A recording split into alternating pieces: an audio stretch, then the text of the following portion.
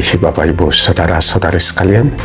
Selamat datang ke permenungan pagi hari yang ke-34 masa Prapaskah. Bacaan-bacaan hari ini mengajak kita untuk melihat pada cinta itu. Cinta yang bukan soal kata, bukan sebuah janji manis,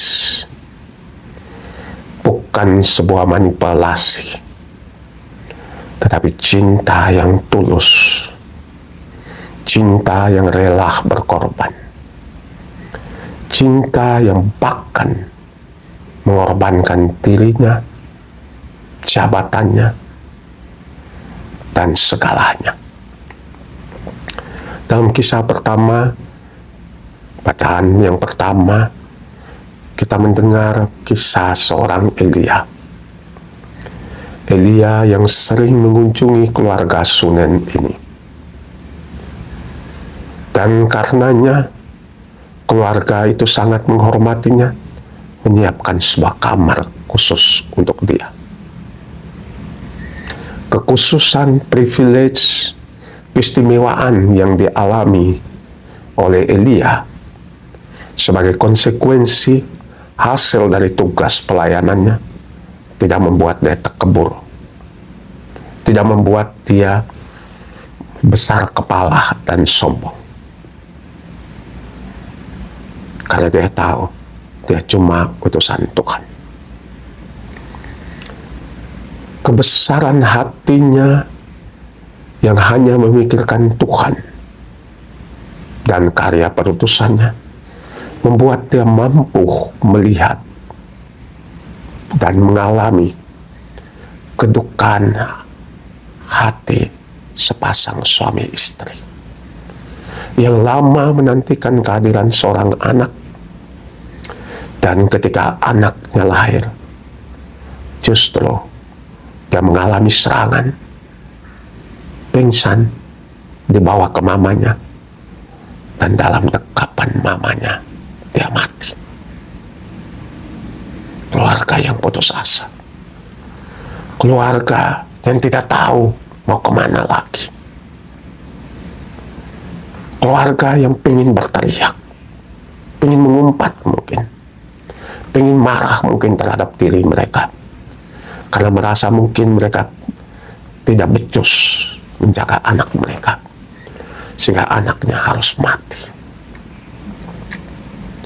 Tetapi kita lihat betapa tenangnya si bapak. Dia membawa anaknya yang jatuh, dia serahkan kepada mama. Dan ketika mamanya menyadari anak itu sudah mati, apa yang dia buat?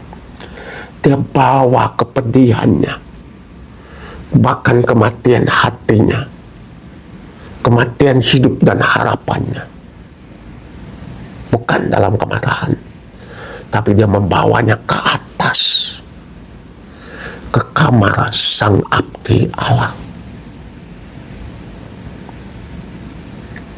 Dia naik ke atas kamar. Dan apa yang dia buat? Dia baringkan anaknya yang tak bernyawa di atas tempat tidur sang abdi Allah itu.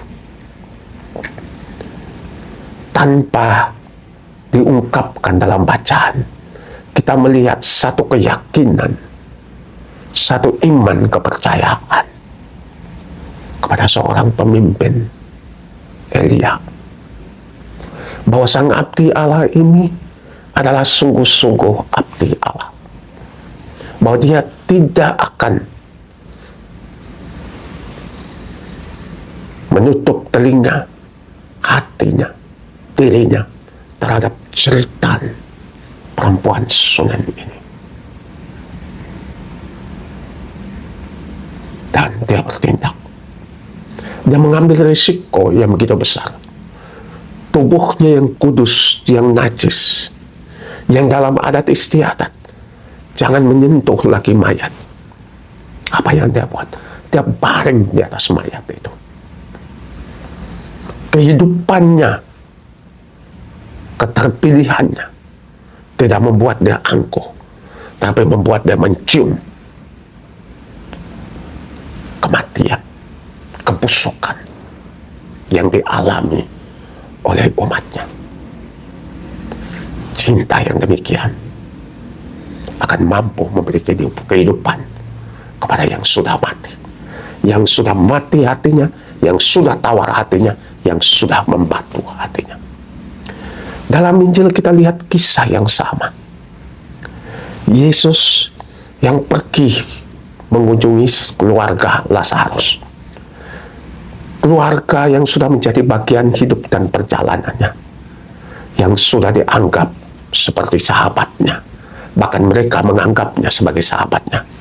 Karena itu, ketika Lazarus sakit, mereka mengirim kabar dan berita kepada Yesus bahwa sahabatmu sedang sakit. Yesus datang. Dia datang, tetapi Lazarus sudah mati. Lazarus sudah dikuburkan.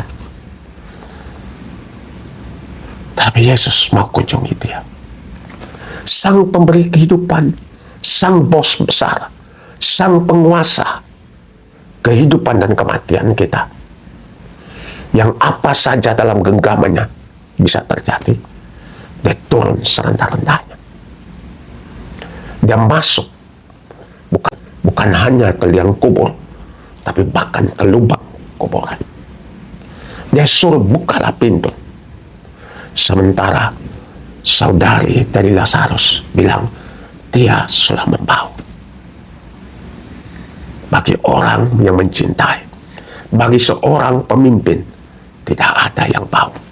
Itulah yang Paus pesan kepada kita para pemimpin. Hendaklah kita berbau domba. Jangan kita berbau harum. Sementara umat kita yang berbau domba, kita biarkan mereka hidup dalam kebusukan bau domba. Sebagai seorang pemimpin, kita harus berani turun dari takhta kita untuk membuat yang berbau domba ini bisa berbau harum. Dan itulah tugas perutusan setiap pemimpin, apapun dan siapapun dia. Dan Yesus pergi. Dia pergi karena dia mengalami penderitaan, sakit hati, kekecewaan, keputusasaan, jeritan hati Marta dan Maria. Itu cinta. Ketika hati kita sudah membatu, ketika hati kita sudah mengeras, apalagi ketika hati kita sudah dingin dan mati, akan teramat sulit untuk mencintai. Nah, kemari dalam masa prapaskah di minggu yang ke-34 ini, mari kita biarkan Tuhan menyentuh hati kita. Mungkin karena terlalu mencintai, sementara cinta kita dibalas dengan air tuba, membuat hati kita membatu, membeku dan mati. Membuat hati kita dibungkus dalam kemarahan, dalam kepahitan dan kegetiran. Mari kita mohon hari ini, semoga Tuhan menjamah hati kita. Semoga Tuhan mencairkan hati kita kembali, agar kita boleh mencintai.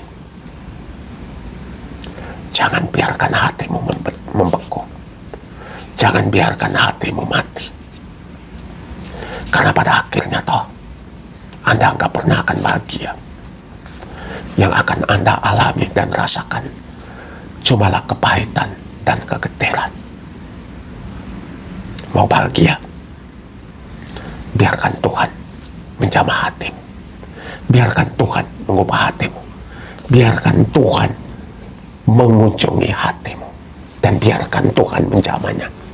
Meskipun itu sakit, meskipun itu perih, meskipun itu pahit dan getir, biarkan Tuhan menjamahnya. Semoga Allah Bapa yang Maha Kuasa memberkati kita, menguatkan kita, nama Bapa dan Putra dan Roh Kudus. Amin.